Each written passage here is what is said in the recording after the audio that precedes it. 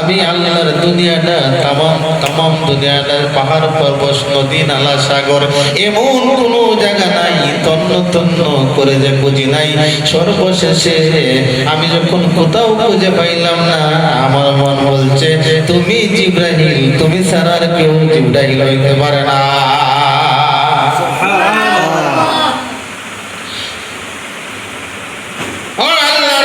মুসাফির আমি প্রথমবার আরশের কুরসি লৌহ কলম ৮০,০০০ আলম সহ আল্লাহর ৭ আসমান ৭ জমিন জান্নাত জাহান্নাম সমস্ত কিছু তন্ন তন্ন করে খুঁজলাম রে মুসাফির, কোথাও আমি জিবরাইলকে পাইলাম না। দ্বিতীয়বার চক্ষু বন্ধ করে আমি তামাম দুনিয়াটা নদী নালা সাগর পাহাড় পর্বত সমস্ত জায়গায় তন্ন তন্ন করে খুঁজলাম, কোথাও পাইলাম না। আমার মন বলছে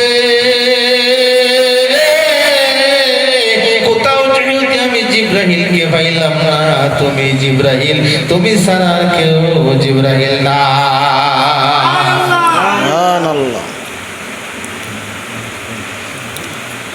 জিবরাইল আশ্চর্য হয়ে গেলেন, কি করে সম্ভব? ব্যক্তি দেখে এই ব্যক্তিটাই হলো হযরত আবু বকর সিদ্দিক, যে ব্যক্তির কথা আমার নবীজি বলছে, ও আমার আবু বকর,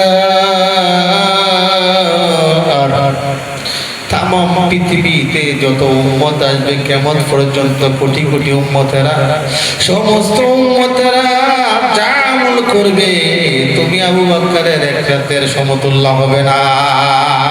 সুবহানাল্লাহ। কেন এত দাম?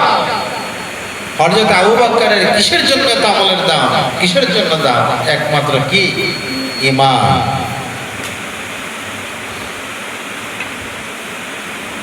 কেমন ঈমান? আমার নবীজি মেরাজ শরীফ থেকে আসলেন, বললেন আবু বকরকে বললেন যে আমি তো মেরাজে গেছিলাম, আমি মেরাজ করে আসলাম আবু বকর ২৭ বছর। সাথে সাথে আবু বকর বলতেছে আলহামদুলিল্লাহ, আর জিজ্ঞেস করলো না যে কি করে সম্ভব এক রাতে মেরাজ করা। কি ও আবু বকর, আবু জাহেল আমাকে নিয়ে মস্করি করলো, তুমি বলা মাত্র কি করে বিশ্বাস করলা এক রাতে ২৭ বছর মেরাজ করা সম্ভব? আবু বকর ডাক দিয়ে কয়, মায়ের নবী, ও আমার দয়ার নবী, আমি আবু বকর আসছিলাম সিরিয়ায় ব্যবসা করার জন্য। আমি আবু বকর আসছিলাম সিরিয়ায় ব্যবসা করার জন্য গো নবীজি। আমি যখন আপনার হাতে হাত দিয়ে কালেমা পড়ছি, আমি সেদিন থেকে জানি আমার নবী রাহমাতাল লিল আলামিন যা বলে সব সত্য, কোনোদিন মিথ্যা হইতে পারে না। আমি আবু বকরের চোখে দেখার দরকার নাই, আমি আবু বকরের কাছে কোনো প্রমাণের প্রয়োজন নাই। আমার মায়ের নবী, আমার নূরের নবী, আমার হায়াতুন নবী, জিন্দা নবী বলছেন, ওনার জবান মোবারক দিয়ে বলছেন এটাই সত্য আর পৃথিবীতে সব মিথ্যা। এই জন্যই সত্যবাদী উপাধি কেন হইল রে বাবা?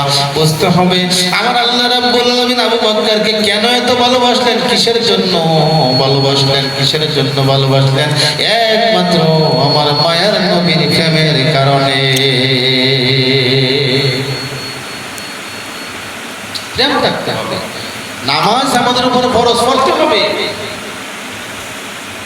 রোজা রাখতে হবে, সমস্ত আমল বন্দেগী করতে হবে, হালাল হারাম দেখে খেতে হবে, সৎ পথে চলতে হবে। কিন্তু যা কিছু করবো সব কিছুর মূল হলো কি? ঈমান। অতএব নামাজের মূল, রোজার মূল, হজের মূল, যাকাতের মূল, ফরজের মূল, নফলের মূল, বেতরের মূল, সমস্ত কিছুর মূল হলো আমার নবী মুহাম্মদুর রাসূলুল্লাহ সাল্লাল্লাহু আলাইহি সাল্লাম। ও গো মায়ার নবী গো, তুমি প্রেম শিখাইয়া কোথায় লুকাইলা? সবাই